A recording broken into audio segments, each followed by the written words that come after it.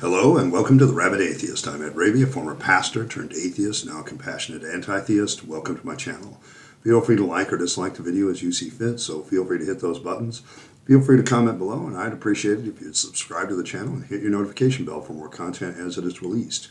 You're also free to share my videos as much as you like, because the purpose of this channel is educational in regards to atheist and deconversion issues and any issues related to those issues. A hearty shout out to the Rabyd Nation. Join the nation by hitting that subscribe button. And if you want to support the channel in a more tangible way, hit the join button, and your options will be presented to you.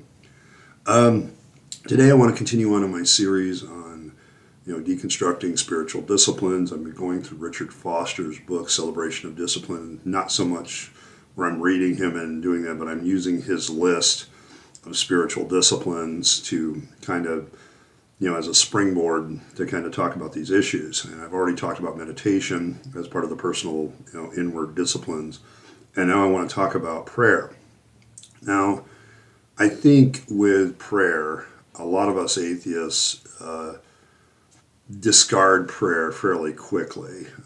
We either have discarded it already as feeling like a useless exercise, or people get really earnest in their prayer when they're really thinking about losing faith, and they're desperate in some cases to get God to reveal himself through prayer. And so they really take it on even more so before they deconvert. And then they deconvert and they drop it altogether pretty much. Or some people I've noted will continue to do it trying to find God, and they don't do that. Okay, but when I was a Christian, prayer was about laying my concerns before God, asking God to do things for me. We also, as Pentecostal, when I was a Pentecostal preacher, we had this community prayer thing where we would anoint people with their heads with oil. And the prayer offered in faith will heal the sick. And we'd often pray for healing and miracles. And prayer is an inward discipline in a large respect, and maybe community prayer is more of a worship thing. We'll talk more about it when we get there, but it also has that community aspect to me. And one of the things that constantly was shoved in my face about prayer was the Lord's Prayer as a model and an outline and whatever. And I'm going to use that today a little bit to kind of illustrate something else about prayer from an atheist standpoint. But when you look at the Lord's Prayer, Our Father who art in heaven, hallowed be thy name. And so you have this element of worship of God when you first start out. Thy kingdom come, thy will be done on earth as it is in heaven. Dealing with God's business, making sure his kingdom is advancing, make sure things are going forward to him. Give us this day our daily bread. Praying for daily necessities, making sure, God take care of me, kind of thing. And then, forgive us our debts as we also forgive our debtors. The whole element of forgiveness. This is one of the areas of the Lord's Prayer that's actually directly commented on by Jesus in the Sermon on the Mount, where he says, if you don't forgive people, God won't forgive you, but if you do forgive, God will forgive you. So forgiveness has this really heavy weight in prayer because, and overly so. I'll make the point in a little bit, but the idea of forgiveness is definitely present in the Lord's Prayer as a regular element. So asking for forgiveness for yourself and forgiving others, big part of prayer. And lead us not into temptation, but deliver us from evil, or deliver us from the evil one, depending on your translation. So dealing with those temptations and things like that, and there's certain things that are tempting us to sin, so we don't want to be tempted. Deliver us from the evil one. Don't let him tempt us. Which is ironic because James says that no man think that he's tempted by God. He's actually tempted away by his own lust. So maybe you're really dealing with yourself. The issue of temptation actually is confusing when you look at the Bible, pretty much. And then, for thine is the kingdom and the power and the glory forever, amen.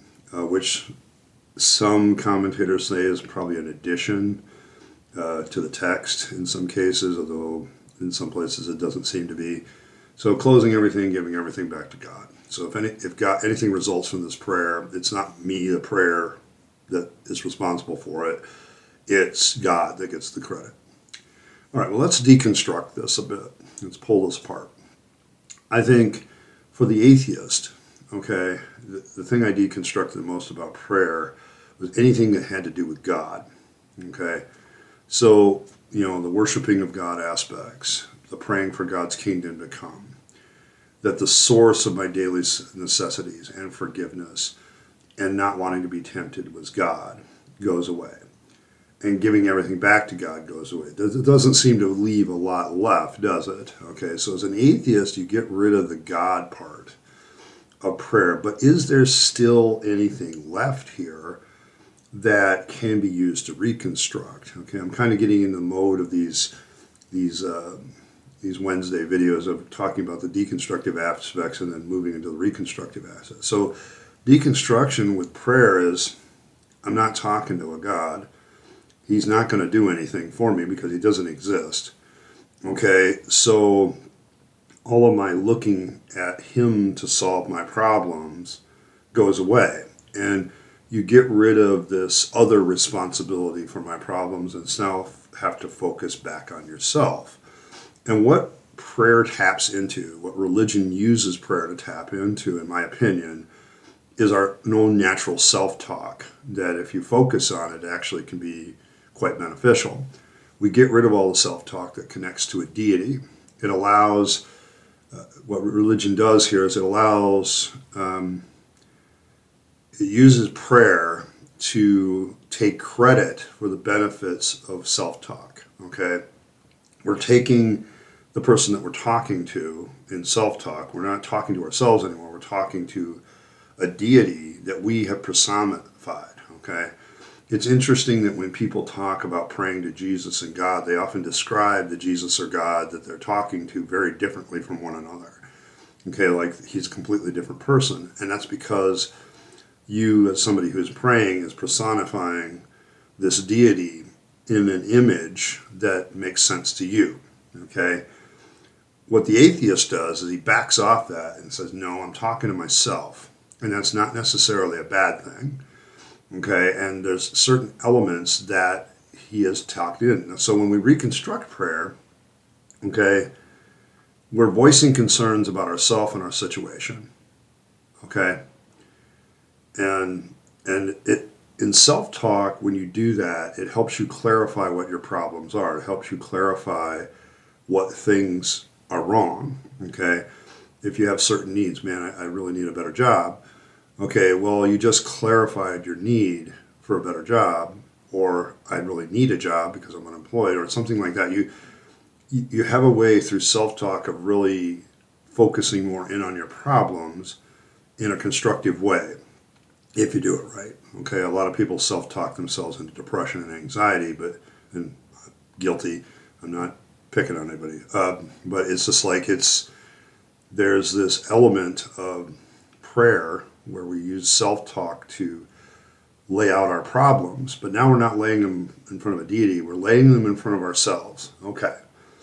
And then, part of the prayer that talks about don't lead us into temptation, it's like, okay, if I got personal issues, personal problems, I got issues dealing with these problems, how do I get past it? How do I come up with a constructive answer for myself that allows me to get past it? There's also the aspect of forgiveness. I think self-forgiveness and self-talk is a big thing, but I think also with forgiveness, talking to somebody else like a therapist can also help. I had a question recently, am I still embarrassed about my former life as a believer? I'm not so much embarrassed about it. I think therapy has really helped it, and I've also come to realize how much indoctrination, particularly childhood indoctrination, had played into that. Plus my own personal desire to see my father again and things like that, all played into that keeping of the faith. But my keeping of the faith was a very emotional thing. Okay, it wasn't an intellectual thing because I always struggled with the intellectual part almost from the time I graduated from high school. So, but the forgiveness aspect for me is self-forgiveness and, getting past that. I'm not so much embarrassed by what I did. I'm more guilty about what I taught and did as a pastor, and I still have to deal with that in therapy, by the way, and I also deal with that in my self-talk about forgiving myself. When it comes to forgiving others, I think in self-talk, I think, I'm going to be blunt, I think the Christian notion of forgiveness is a load of crap. Because you forgive people that do not deserve it. Okay? They do not deserve your forgiveness. I think as an atheist, I reconstructed a little side piece to forgiveness where I said, listen, unless a person does an action that demonstrates to me that they desire for me to forgive them and they're acknowledging that they did something wrong and they want forgiveness from me, I don't have to forgive them. Okay? Now I do have to maybe self-talk my way past feeling anger towards them or anything like that, but I don't have to trust that person again. Okay? I don't have to just, that's the one thing about Christian forgiveness that really goes off the chain for me, because if you genuinely forgive somebody in a Christian context, then you have to trust them again. And I knew a lot of pastors and believers in church that used to use that. Well, you got to forgive me. I'm doing this horrible thing to you, but you got to forgive me. And it's like, no, I don't have to forgive you anymore. You did a horrible thing, and until you make it right and genuinely say, yeah, I did do something wrong, because I know you're intending to do it again. Okay, until you say, I'm going to stop doing this and I'm going to get help, I don't want to hear about you asking me for forgiveness. Okay, so to me, that's a religious element of Christianity, not a good self-talk element of forgivingness and forgiving others. But I can talk my way past having anger about people. I mean, the guy in my last church who backstabbed me, I've self-talked out of being really angry about him. I don't really care, about him. If I met him on the street, which I haven't seen him since that day that I last talked to him, I would probably just walk by him. It really is, I've self-talked my way that he's dead to me, okay, and I just don't deal with him. So, and that's true of a lot of the people that backstabbed me in the church over the years. They're non-existent to my brain anymore. They're there, and if I met them, I would deal with it, but I don't have any anger necessarily over that. Every once in a while it pops up, but not as much. I get angry about what happened sometimes. But that's all elements of self-talk, and that's what prayer taps into, is this working out your issues, working out your personal issues with people, working out, the things that you're doing. It really focuses you on actually dealing with your problems. But here's the one thing you notice different from prayer, is that if anyone is going to do something about your voiced issues and what you think the solutions are, it isn't some intervening deity that's going to do that. Okay, what it is you. Okay, you get rid of the notion. I think the big thing in prayer for an atheist is to realize with your self-talk, you're not talking to this deity that you created and personified over here. You're talking to yourself. And if anybody's going to fix your problems that you're self-talking about, it's going to be you. Okay, there's no white knight coming in to save your ass. Okay, there's nobody coming along to fix your problems. There's nobody going to come down and intervene and make things real for you. Okay, and for those of you Christians that are about to get in the comment, or any other theist that, well, God does this and this for me, I would say to you, that's your confirmation bias talking. I was a Pentecostal for years. I watched a lot of quote-unquote miracles, a lot of quote-unquote healings, a lot of quote-unquote God intervening, and really what it is life. Okay, life just works that way most of the time, and you have trained your brain to have the perception that some of the most ordinary things suddenly become miracles to you, and that's your problem. That's not my problem. Okay, not anymore. Okay, for me, there is a benefit to prayer, but I wouldn't call it that anymore. Okay, I call it, constructive self-talk, where I talk through my problems, I talk through the personal issues that I have with other people, and then I talk about what I'm going to do to solve those things. And then I come up with a plan of action of actually doing something about it. Now, sometimes that last part gets shaky with me, which is why I'm still in therapy. And so it's like you have to figure out a way to get through this. But it's not going to be God that comes to you. It's not going to be, Thor riding with his hammer, and it's not, some other deity that's going to save your ass. It's not Allah, any of those guys. Okay, they don't exist. You've created them in your brain. What's going to happen for the atheist is I'm going to come up with a plan of action to actually do something.